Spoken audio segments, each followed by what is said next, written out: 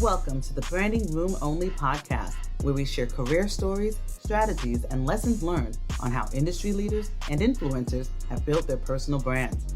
Now, let's get started with the show. Hi, everyone. It's Paula Edgar, your host of Branding Room Only, where I bring on industry leaders and influencers to talk about how they built their personal brand and as well as their reflection on personal branding. And today I'm so excited because I have someone who I've known for a long time on the podcast. We have Ifeoma Ike with us today. She is the founder and chief equity weaver at Pink Cornrows, a Black femme-led social impact, policy, and equity firm that weaves formal and cultural strategies to solve problems. She is also the author of a new book, The Equity Mindset, Designing Human Spaces Through Journeys, Reflections, and Practices. And we're going to talk about all of that today on the podcast. Welcome to the podcast. How you doing? Thank you, Paula. I'm so glad. I know somebody. I made it. Everyone. I made it. And I just also want to say congratulations to you. 10 full years of not only building your personal brand, but helping others build their businesses. So thank you. Thank you for all that you've done. Thank you for saying that. I appreciate it. All right. So I'm going to ask you some questions, but we're just going to kind of jump in and just be conversational for the next 45 minutes or so. My first question that I ask everyone is, what does a personal brand mean to you? How would you define it?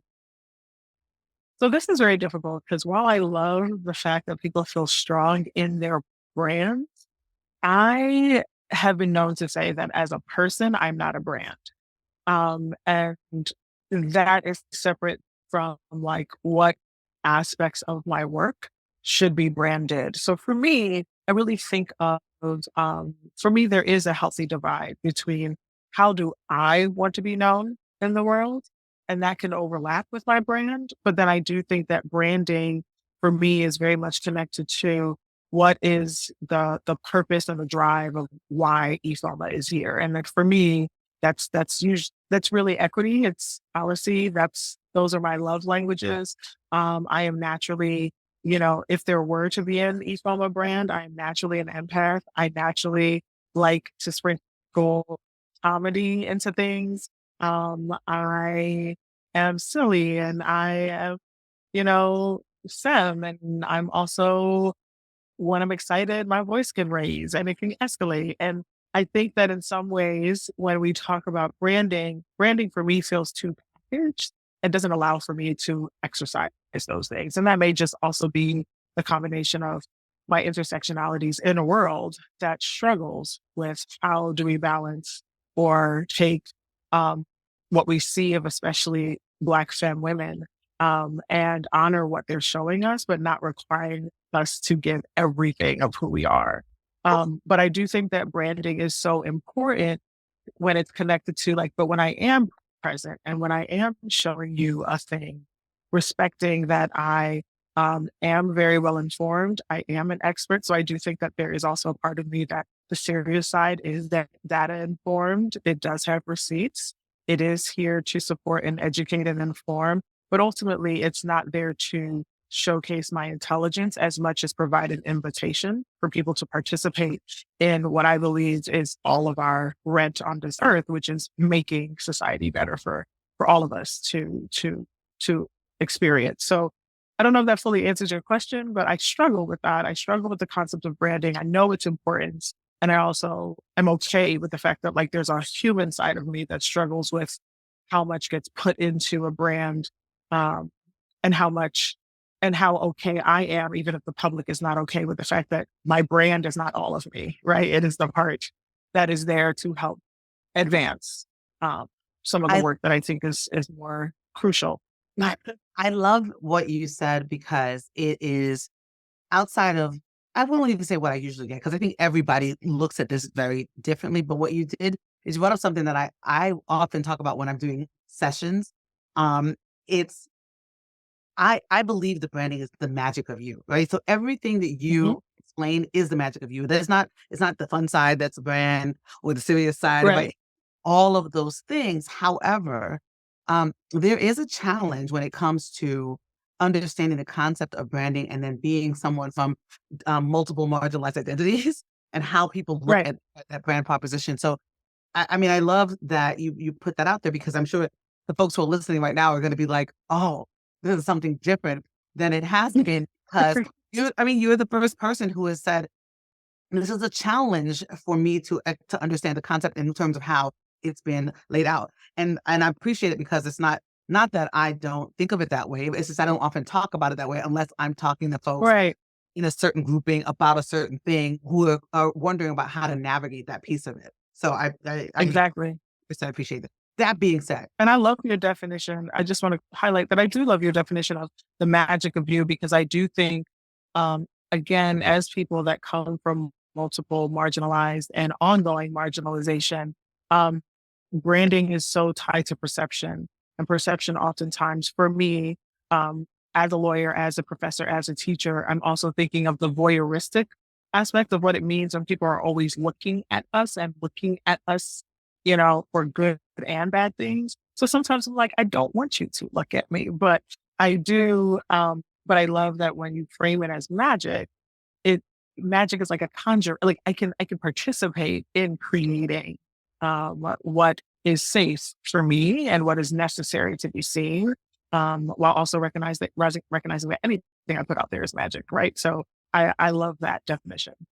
good. I'm glad. So I some of the pieces that were in there are probably going to be in response to this question, but I'm going to ask you in specific anyway because I just like to get this snapshot of it. So, describe yourself in 3 words or short phrases. Mm.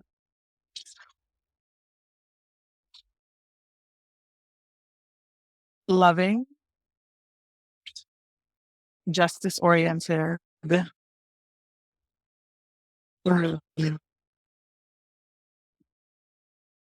and an overthinker. I didn't just demonstrate that. Oh my gosh.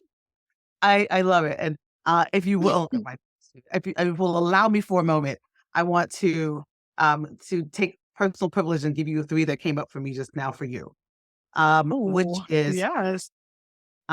advocate, activist, and Mhm. I think when you said empath, I was like, "That absolutely right." I found you to always to be, someone who understands, and maybe it's empathy and EQ at the same time, right? Getting what other Yeah, yeah, people are yeah. feeling as well as, being able to adjust to that, and I think, well, not I think, I know a lot of people don't have that. Uh, Yeah, and I think you've known me, like, I'm always connecting how I feel to action, and some of it has been that, like, I've also been taught that, like, just feeling a thing is not always healthy. Feelings are real, but they're not always healthy for me to sit and feel like there's nothing I can do about a thing, um, can drive me a little bit, you know, crazy. That being said, I do think that if there was a fourth word that I would absolutely add, it would be strategist. Like I do believe in creating pathways to, to justice. And I do believe that there are big level pathways and then there are everyday pathways and everything is about a choice. So I would say strategist is probably, just as strong as any of those words that were raised. I love that, and I'm gonna speaking of brand, my camera is trying to not be my friend today, so I'm gonna turn it off for a moment and turn it on again. Okay, good, because you know what it is? I realized that the camera's not adjusted to Black Girl Magic because I do all of this all the time, and it's always trying to find It's just doing that. It's trying to find you. I was trying to find it. I'm like, "Stop trying to find me. Let me do what I wanna do with my head and stop that." Anyway, those of you who are listening are gonna be like, "What is happening?" Okay, so that is very uh, so my next thing is this. Do you have a favorite quote or mantra that you utilize to sort of navigate life? Mm, Not so I will say that I have several that come to mind. I think I like to think of Chinua Achebe's, the title of his book, When Things Fall Apart. I think, I don't know, there's something really comforting about being a human being and being able to say things are falling apart, but then also recognizing, but I'm still here, right? So there is something about how we think the bottom is the bottom Mm, and it's not. but it is a way of like being real. Whereas, you know, it also happens to be one of my favorite rap albums by the Roots. But like the concept of like when things fall apart, oftentimes is the birthing place of a lot of creativity. Um, and so that's one that stands out to me. I need to take a minute because you just took me back to um, a place where, and when speaking of brand, many of you know I went to boarding school, and it was a transformative experience for me in that I really learned how to access information in a very profound way. Because I had college professors in high school, right? They were like, "You're going to learn. You're going to think about this in a Mhm. different way than just kind of giving the information." So shout out to Mr. Fraker, who I love dearly. Um, but we read that book in his class, and things Mm. fall apart. I was a freshman in high school reading that That's book wild. and understanding, particularly from a white male professor, saying that this is important for us to Mm. understand just that, um, that what happens when when folks' lives are turned upside down because people come in who are not invited. I'll just put it that way. For those of you who haven't read, you should go read Yeah, it. yeah, yeah, And that you think yeah. something's over, but there's advocacy and agency that can shift your world even when your world seems like it's done. So I appreciate Absolutely. you reminding me about that. Yeah, I love it. So we'll link the book to all of y'all who are please, yeah. please. Okay. All right. What about your favorite song? And this is a hype song is what I ask for from folks. So this is if you're walking into a room and they need to know that like you're coming into the room, it's gonna be you. Or you're having a terrible day, need something to lift you up. It could be the same song or two different songs. What song is Oh, that? oh, mm. So, well, I'm gonna take a little bit of privilege and put 2 songs. And so my hype song when I come in the room, and people don't know this, is literally the intro to Black Sheep's "This or That." Like, that whole, "Here they come, yo. Here they come." That's what you should feel. You should Mhm. feel that when Yeah. I'm coming in the room. Even if it's in a soft way with a beautiful fragrance, it's probably gonna be smell good, but, um you know, I spoke last night and there was a woman that was just like, "I've been waiting for this." And I was like, "Oh, I had she heard?" But I also, you know, there was a time when I think I was really nervous about like my presence and my being. But I'm like, but actually, if you're feeling that before I'm there, I have a better understanding as to like what is being ushered before I get in the room, how my ancestors are there, how my creator is there. All of that is true. And so whatever you're feeling, that's real.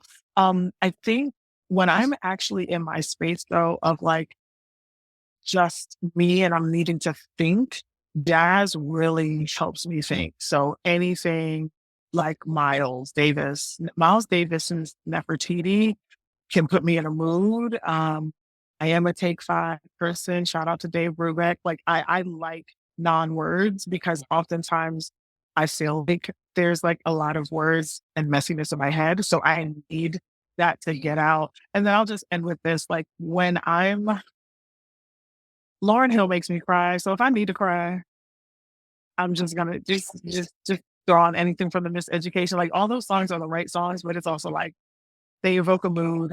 And I think in some ways I'm still trapped in that neo soul era. So anything that's akin to that, if you feel it, I get it. Yeah. I hold that. I love that. And yes, shout out. And also I get the Lauren Hilton. That was for me, that was college time. And it was like I can put myself back into that space where it was like, oh my God, the Fugees. Okay. So given your understanding of branding and you also your description and your feeling about it, I'm thinking Yeah. what you just said in terms of that person knew that they were excited because they knew that what they were going to get from you, they knew what they wanted. It is because of how you've been stewarded, and that is also because of your brand. And so, what are Yeah. some of the ways that you have Mhm. built your brand? Mhm. Yeah. So it's interesting. The first time I did anything on, let's just use the term social media. Well, let me take a step back. When we were in law school, you may remember this, maybe you don't. When I was running for a student government president, I had put a flyer in everybody's body. My little bit of coins, I went my own Kinko's, and it had a picture of me at that time. For those that didn't know, I had a blonde afro. That's how I came to law school. And it was a picture of me, and everybody called me Iffy. So the slogan was, she may be iffy, but she's not confused. It's really crazy how many people still remember that slogan. And I put it in everybody's box. I won. But I say all that to say that, to your point, I don't know if I knew it as branding, but I knew I had to be memorable. And I Mhm. also am really, really, um, just really, really connected to like the authenticity of me. Like, even if I am running to be president, I want you to know the type of person that I am going to be in that space. And so that's one thing that comes to mind. But I will say that, like, with social media, the first time Facebook had been out for a very long time. Even, I mean, it was accessible even when I was an undergrad. But my first post on Facebook wasn't until I was in law school. And the first post that I put out there was when I was at this point serving on the national board for the National Black Law Students Association. And we all had decided that we were going to post something in lieu of a major action called Jana 6, Mhm. which was an injustice happening in the South. So my first post ever was that. And it was a conscious decision around it because I don't know how, but I kind of saw like the runway of social media and kind of had already deemed, I wasn't sure if it was for me. But I was just like, if I'm going to put something out there, is there some good that I could find behind it? So I will say that for me, um, getting back to your question, I really felt like it was, and I still think it's important to not overthink is this professional or not professional? Is this supposed to be in this space or not in this space? Because I think it actually, for me, takes more work to give what people think versus to give like what I think people should know.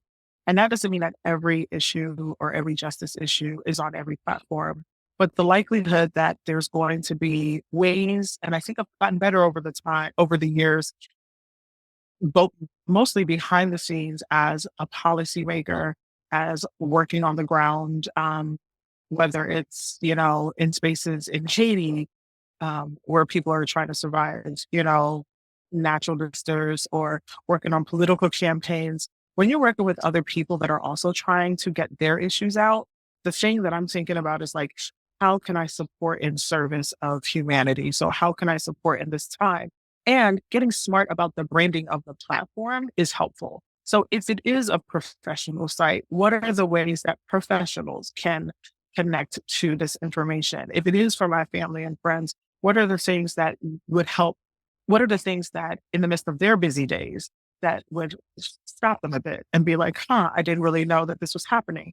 Um, so I think, there's kind of like the public brand messaging of like what I would love for you to take away from when you're done finish reading, or how I think you should feel. But then the other part is like, also, I think part of my brand or invisible brand is like, I think I'm hella creative. Like I'm really, really thoughtful about like just the psychology of colors and the psychology of poetry. I do like to write like on my own. So I'm okay with like leading with a story before I say like this is what we should do. Like I'm really just thoughtful as to like what are the ways that human beings like to be drawn in, versus like hitting with a hammer. And I did have hitting with a hammer times, and there are some hitting with hammer times. I'm sorry if you got hit by that hammer in the past.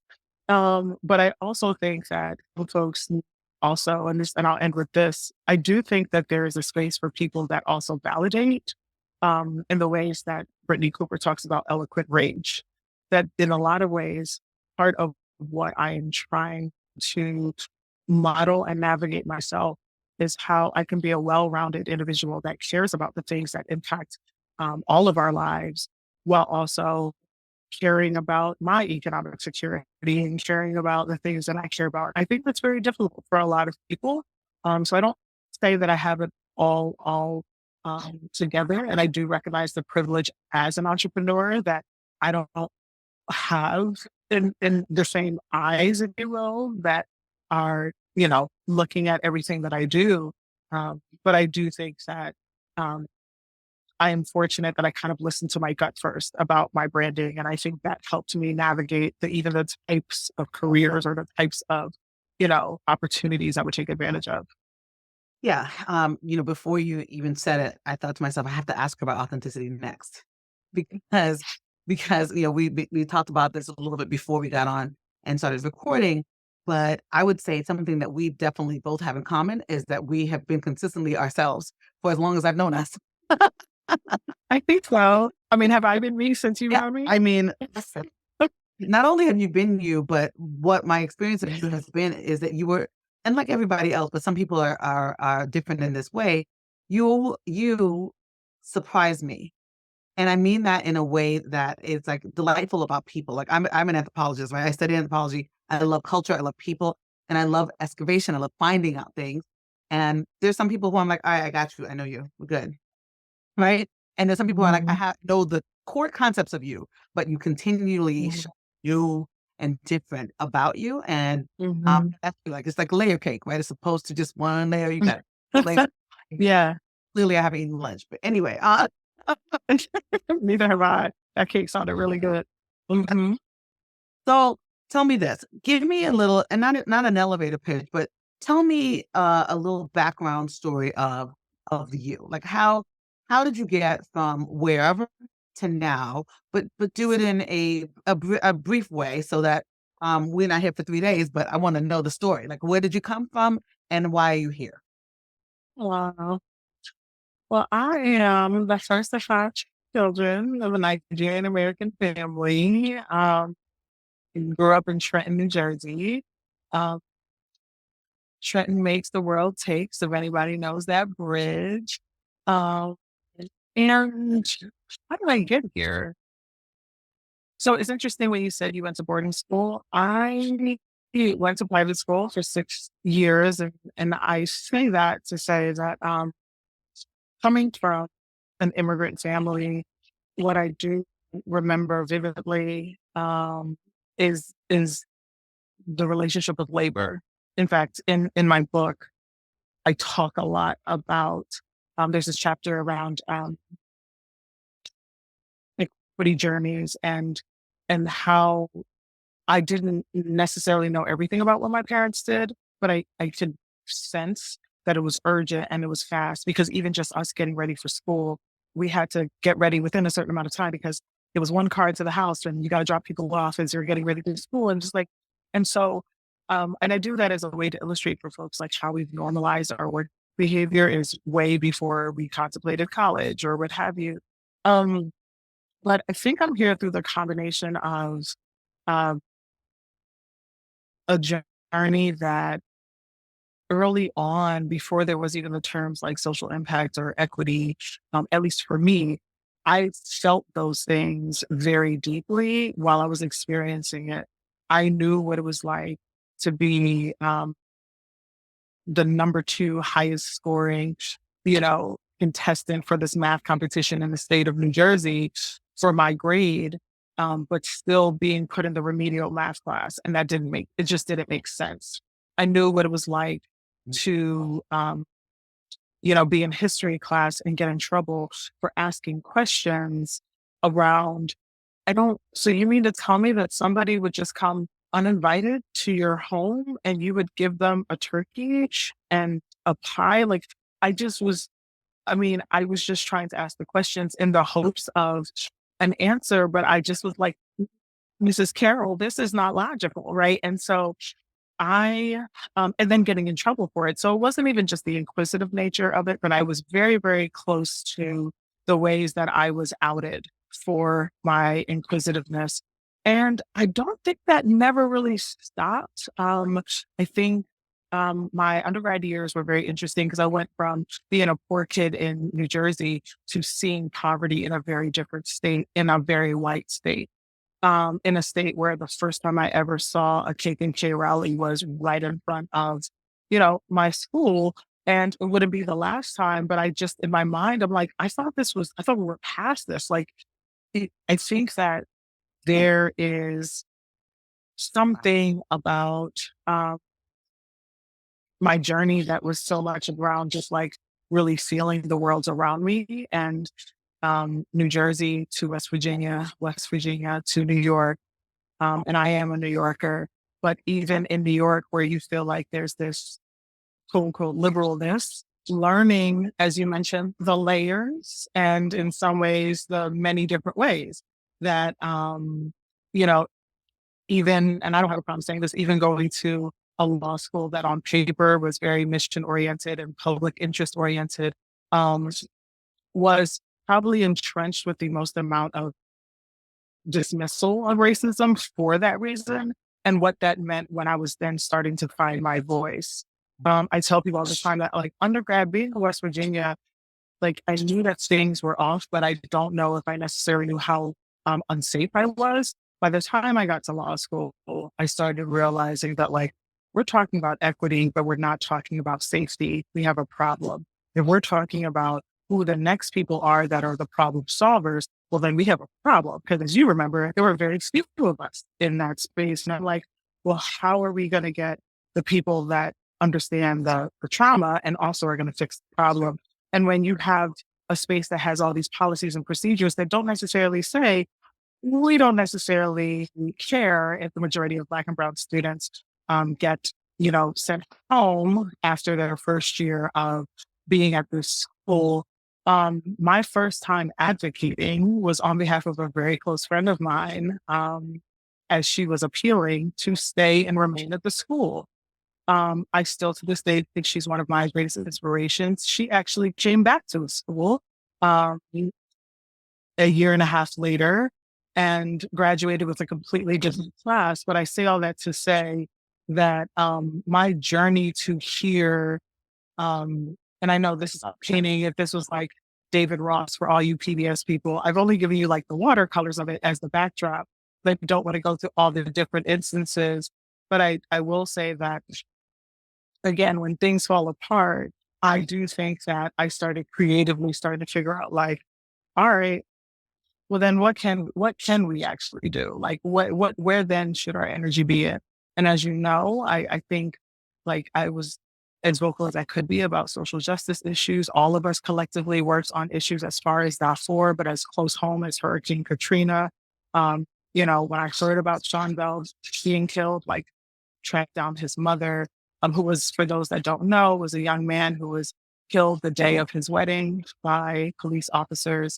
I think we were having our law school soulful dinner, and I just started thinking, like, how is her things? Like, how is her season being? And we invited her and his children. And so I think I wouldn't say it was a brand, but part of my brand now is that I have been seen as somebody who really looks to strategize as to like what is the human response to people that have experienced trauma, not trying to like exploit their pain, just to be like, are you good? Right. And then how do we work in concert with what they want? So now that you're good, what do you want? Right. And even if it's like, no, I don't think this can happen, but let's try it. And I think the audacity of trying and the attempted equity is just as good as achieving equity, because there's so many things you learn from attempting a thing. And so, yeah, I think that I don't know if that even really answers your question, Oh, but yeah. I am definitely in the good trouble conspiracy team. Like I am here to try a thing. I do tell people, even though folks would brand me as an equity expert, I have started moving towards the term practitioner as a form of power, because I do think to practice a thing, you have skills, you have tools, you know what you're doing, but you're also trying things and you're experimenting. And you can get caught up in the applause and not really get caught in the actual but there's another problem to get to, right? So I don't have a cape. I don't want people to think don't contact me to fix all the problems, but I do I do love the freedom of being able to find my place and my lane in problems that I can support, as well as to bring people in to do the things that I can't do. I think we all know that I have several capes and I love them. So anyway, um, um, so you said so much and you just reminded me. I guess when you have experiences in which there's growth and then there's challenge at the same time, sometimes I think the way that our brains protects our body is to forget For sure. some specific details. And I think about that a lot when I think about the experiences of trauma, just in period. But and not necessarily aligned into trauma, but just thinking about I hadn't thought about some of the things you just said in such a long time, particularly about our law school experience, because I was like, okay, bye. Um, for Hmm. those of you who don't know my backstory, is I had I got married my first year of law school. I had a baby my second year of law school. I bought a house my third year of law school. Um, and in the time of being pregnant, there were like 3 or 4 of us who were pregnant at the same time in law school, and my first experience of really advocating for myself in using legal skills Hmm. that I was learning was, I was like, "Well, if I'm gonna have this baby, then we are gonna have a space for us to make sure that the baby gets fed. We need to have a lactation room." Right. We wrote letters, and I Well, didn't I think remember. in a space like such as the one that we were in, with the mission as the one we're in, there would be a fight, but it certainly was a fight. And I always say when I go there now, and there's an actual room, not a closet. I'm like, hey, if there's no other impact, I know that I did this, and all of the babies will be set Exactly. down. It should be called the Paula, and all the rest of them who had babies. Room breastfeeding. But For um, sure.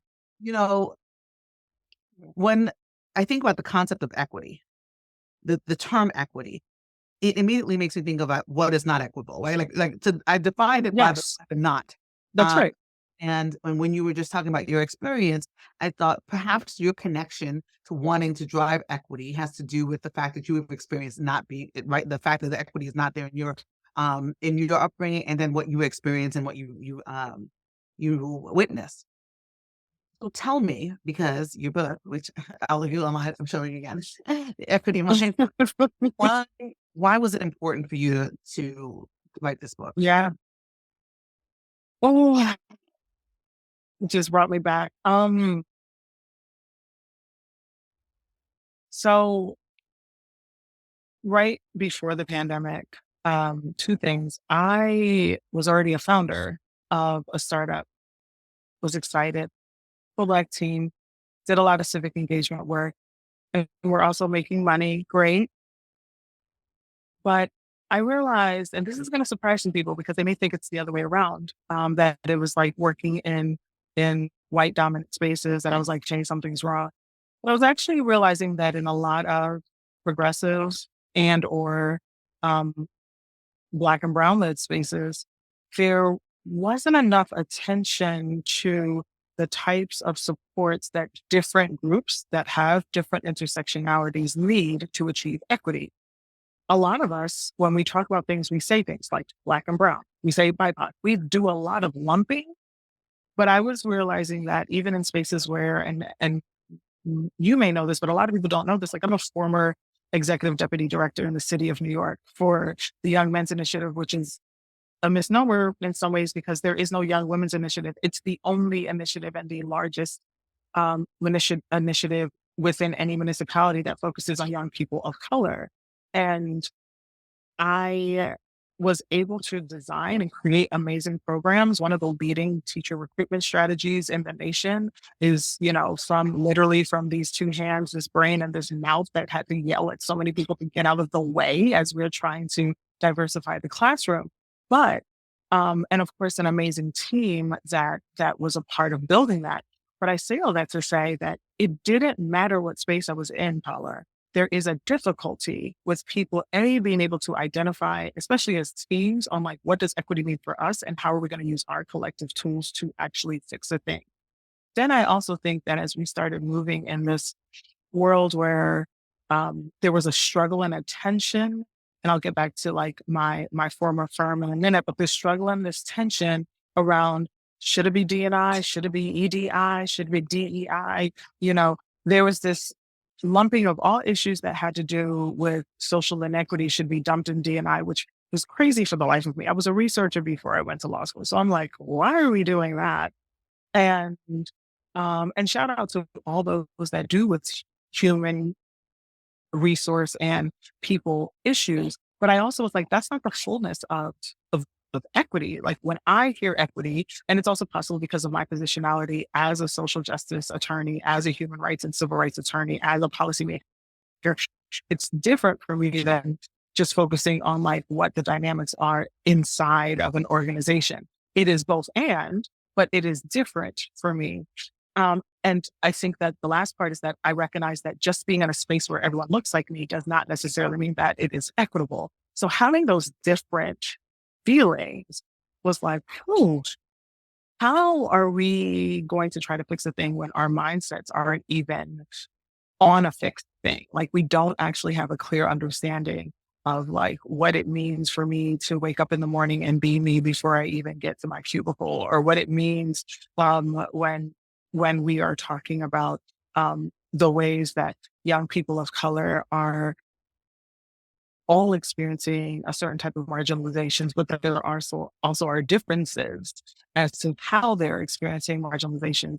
I was like, and then specifically, um, which led to me founding, Pink Cornrows. What does it mean for those that are STEM and of color, and specifically Black? Like, why is it that we've never really had the attention span, even as people who are in these bodies, to focus on us when we know that the well being of who we are impacts so much on all these other indications of wellness or lack thereof? So, the equity mindset is a conversation. It's really a combination of conversations that I've had. There's a curriculum that I created with the same name that I had been teaching on for quite a bit, Fortune 500 companies, startups, nonprofits. But I was like, I'm actually tired of this being like a one off thing. What does it look like for people to sit with almost like the inside inner workings of practitioners that do this? And I think that's been the pleasant surprise of how people respond to the book, because what has happened is that DNI in many ways, or whatever you want to call it. And I tell people all the time, I respect DNI practitioners. I do not hold myself as a DNI practitioner, just because I feel like it's so limiting, but I get that some of my work is also relevant to that space. I think a lot of folks have felt like it's either too sterile. Definitely some questions as you raise, like questioning of like, how can people teach people on a thing if they haven't experienced the thing? So I think these are still things that we have to grapple with. And even if you haven't experienced the thing, what are the ways that you create space for people that have experienced the thing to also help with the problem solving? So there are conversations in this book with people that are experiencing things that I will never know what it's like to be marginalized in that way. It is important for them to have space then to support what does an equity mindset mean for you as you're doing your work. Um, and so, yeah, I think there is a part of me that's like, I would love for us to get familiar with the messiness of this. Um, and messiness, not in that it's too messy, it can't be fixed, but messiness like the way that you bite into a peach and the juice is just dripping down on your hand. Like it's messy, it's sticky, but it's full. And every bite is different. And there are things that are actually practical tools of how we can do this work better, efficiently, and strategically. But then there are also some things that do challenge, like, have you spent enough time with yourself as you're doing this work?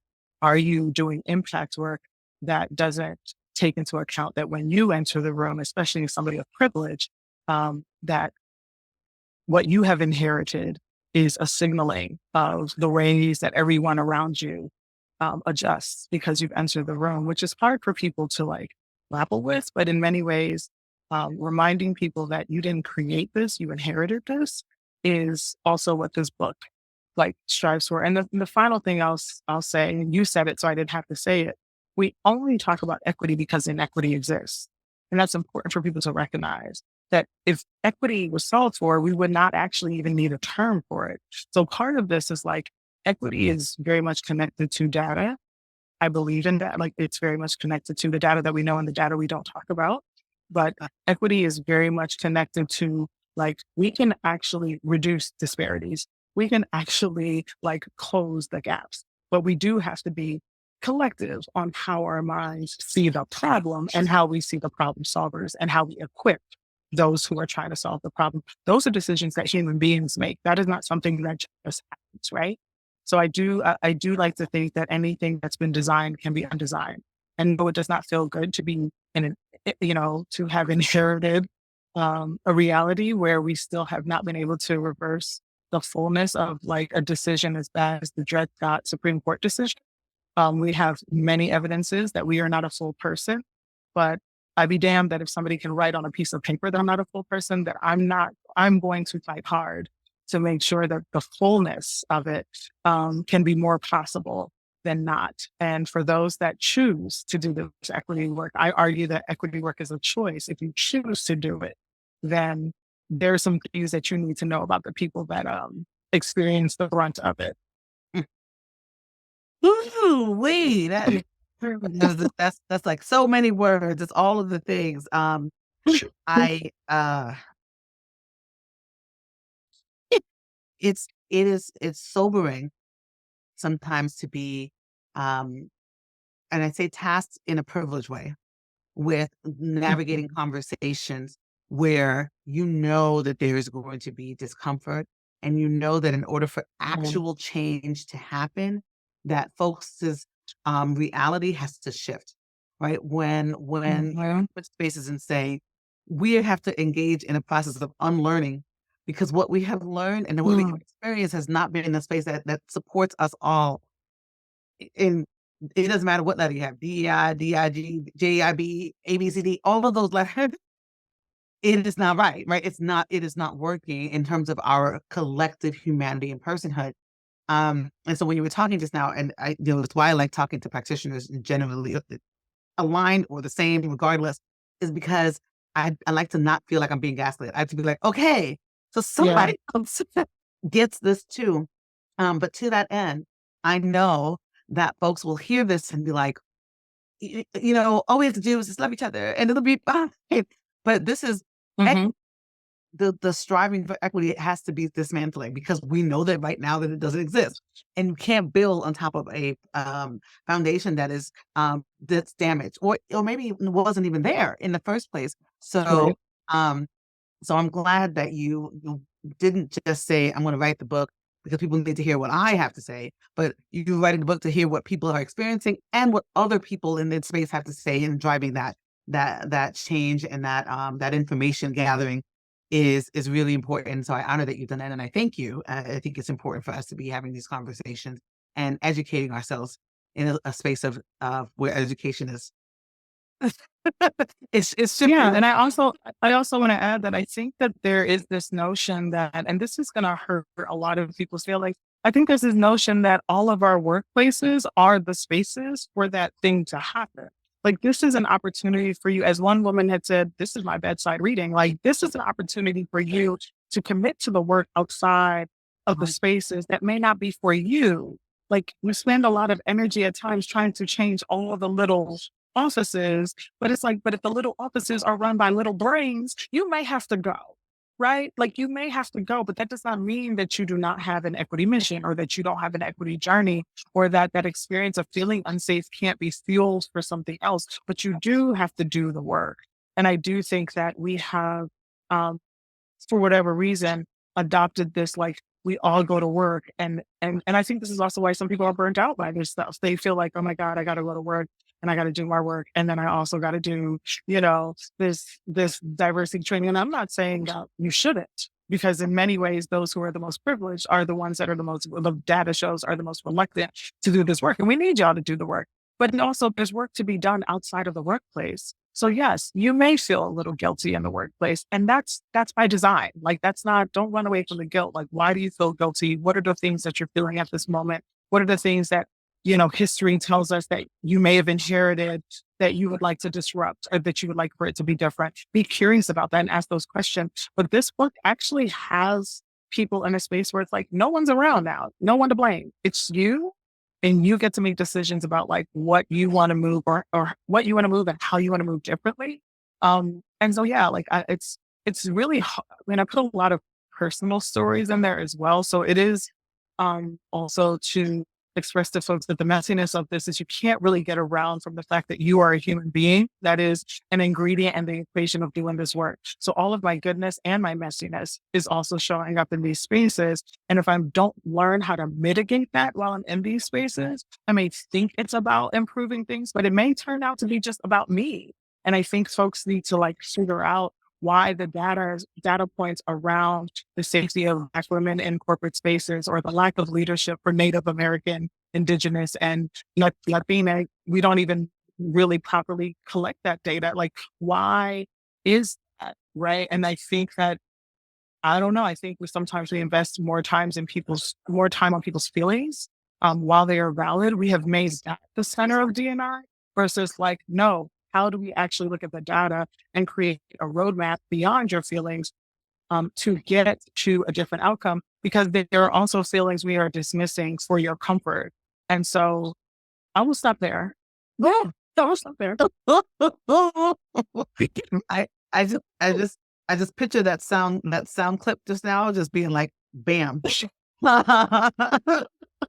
Because it is true. And I know that even in the work that I do, in order to be in some spaces, I have to acknowledge that I have to literally say, this is uncomfortable, like I was saying before, and you got to get comfortable, even to come into the space with me. Like I'm always like, people are running into rooms, and it's why a long time ago I said that this is a part of my work, but it's not the fullness of my work because Yes. as a Black woman, it is very hard for me to navigate some of those conversations. And one of the last things I want to ask you about before we close is that you and I have something else in common.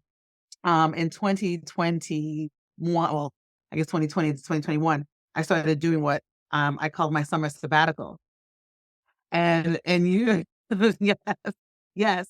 And you have a sabbatical practice that you do. Is it radical sabbatical? Is that what it is? Radical sabbatical. Yeah. Yeah. Yeah. Um, Yeah. Oh my gosh. Tell me how radical sabbatical helps you to do the work that you do. Well, I will admit that I'm lying. I have had to reflect back and redefine the spaces where I radically, and the way I define radically is twofold. Radically in the definition um, of of Angela Davis, which is just simply getting to the root of a thing. Um, Go figure that getting to the root of why all these things happen is still considered radical to this day. But then also radical in the form of almost like um, being a misfit to the norm, like disrupting what has been denied. And in my practice, I mean, there's so much that I would love, in a separate conversation to talk with folks about the realities of what it means to be an individual that all the statistics say that right now our net worth is what, $5? Like on average, a Black woman's net worth is $5.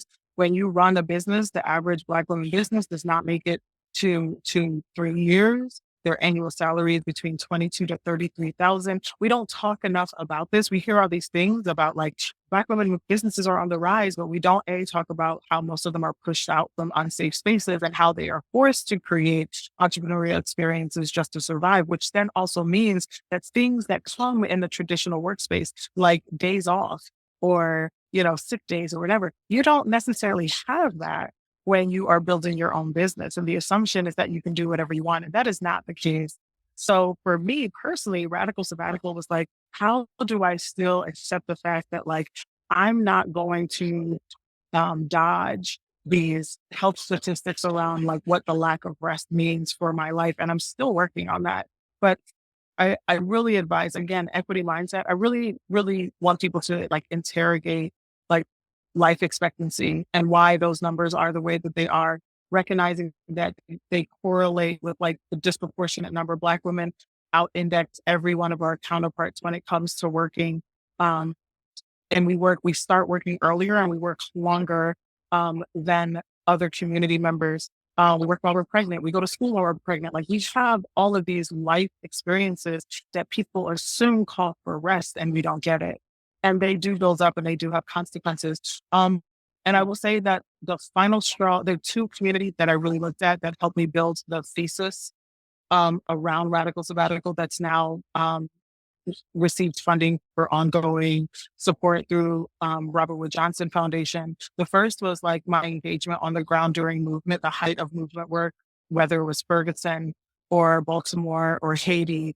Um, Organizers, the people that the changes that we are experiencing are to the credit of people who risked it all and protest without a paycheck, without a title. They did not get promotions on their jobs. Some of them lost their jobs. Some of them lost their lives. But it has changed how we talk about these issues. Um, Literally in spaces that were too afraid to even say things like white supremacy. I will never forget the first time I heard white supremacy normalized on like CNN and MSNBC. And I was like, oh shit, they're gonna be there, excuse me. They're gonna be really nervous. Like, I don't did they just say that? But then it's like, oh yes, you're welcome. It was because of people who were like continuing to push that, like, you may not like a term or a definition, but as defined, that's what it is. So let's be truthful about it so we can fix it. And so but that is exhausting. And then looking at like my mom, who to this day is technically retired, but still working. What does it mean for immigrant communities? I know you're also connected, to the immigrant community. There are these pockets of community members, people that work 9 to 5 and then 6 to 12. So they don't have a full-time job. So they don't get the breaks and the benefits. Well, what does it look like for them to have a sabbatical? Like, when do they get a break? And so, yeah, like I am on this. Thanks, shout out to folks like Trisha Hershey with like the MAT ministry. Like, there's a lot of folks that we didn't know each other, but there was this concert around like, rest is our birthright. Even our creator rested. And what does it mean for us then to normalize it as not a luxury? And so that is really at the end, at the baseline. It's about how do we create that sabbatical is not for the tenured professor only or for the person that works in an elite firm, but that sabbatical is seen as a normal way of extending life, but then also making sure that while you're living, you're not hurting, and that we're mitigating illness while we do the work. All righty. Well, I'm so glad that I asked you about that because because people need to hear it. And the blessing that I have, the privilege that I have is that I have a vast listenership that may not walk into a diversity training or may not walk into, but will trust me that I'm bringing conversations to them that I think are important for them to hear, and that have Yeah. shifted who I am, what I do, and who I do it with. And so that includes I'm having this conversation. I'm so glad that we were able to do so. Now, before we close, I need to ask you two Yeah. questions that I ask everybody on Okay. my which is this. So it's a stand by your brand moment, right? What is the authentic aspect of your person, your professional brand that you will never compromise on? Yeah. Yeah. I will never compromise on the importance of truth. I think that we are in an interesting moment where truth is negated or debated. I think you can debate opinions. I don't know if you can debate truth. And so I know that truth at times is uncomfortable for folks. But the reason why I don't move from truth is that, as has been learned from the South African and to an extent even what the post Rwandan genocide has taught us, that truth and reconciliation is a really powerful starting point um, towards change. And the fact that we don't have a shared understanding of truth means that we need truth tellers to at least preserve the possibility of change. So I will not negotiate truth. Whew. Okay. And the final is um, so branding room only is a play on the standing room only. When you go into a concert venue and people want to see whatever's happening so bad they were willing to stand. What is that for you? What is the magic? What is the skill? What is the thing about you that people are going to be standing in a room to see, experience, do? I'm be honest. Mm. Again, I'm gonna take it back to my one slogan. She may be iffy, but she's not confused. Um, I can tell from people that there is a power when they recognize that, like, I'm normal, I'm regular, but I really believe in this thing, but I also believe in their part in this thing. And I get it when that woman last night was like, I've been waiting for this. And I was like, I don't know what she knows. I did connect with her afterwards, and she kind of filled in, like, I was kind of like, did I meet your expectations? But there was one woman who stood up, she had to leave early, but when she left, she kind of just did one of those like blue ivy. She happened to be a chancellor at a university, but she was like stoic when we first came in, and then she just got up and she just did one of those hearts and she left. And she also left me a note to connect with her. But I say all that to say that, like, ultimately, I do think that people who really care about this, even if they don't know what to do, it should draw, it shouldn't repel. And I have had to believe in my flawed bravery that it's enough to bring in enough people. So I think people want to be connected with people that are trying to be brave and they're trying to figure it out. So I think that that's yeah, maybe iffy, but I'm not confused. I love that. Ify, thank you so much for taking time to Of spend course. a little bit with me in the branding room. How can people stay in touch with you and connect with your work? People should feel free to go to pinkcornrows.com. That's PINKCORNROWS.com. I also have a standalone website. It's kind of weird to be like, now it's like, am I a brand? But it is my full name, which is ifeomasinachi.com. And so, uh, yeah, if you Google the equity mindset, you'll see how to spell it, and just put .com at the end, or you can go to ifeomasinachi.com. Um, and yeah, you could probably also stalk me on Twitter. So yeah, I mean, not Twitter, Or on whatever it's on called. LinkedIn. Well, Yeah, I've been on Twitter for a long time, but you can find me on LinkedIn. I'm really passionate about how people just maneuver some of this difficult stuff. So yeah, that's how they can find me. awesome. We will be putting all of the links, all the things that we mentioned into the show notes, which are on my website, as you all know. Thank you for being in the branding room, and everybody. Listen, I tell you this every week, but I'm telling you this right now, and I mean it. I mean it. I mean it. Share this with somebody who needs to hear it, and even if they don't know it, share with them anyway because they need to hear and have the catalyst for the conversations that we need to continue to have because we're in a world where we know equity does not exist, but that means that we have an assignment and there's things that we can do. And so I look forward to joining with you on that equity pathway and getting the equity mindset to do so by reading Ify's book and engaging with her. Bye, everyone. I will talk to you soon.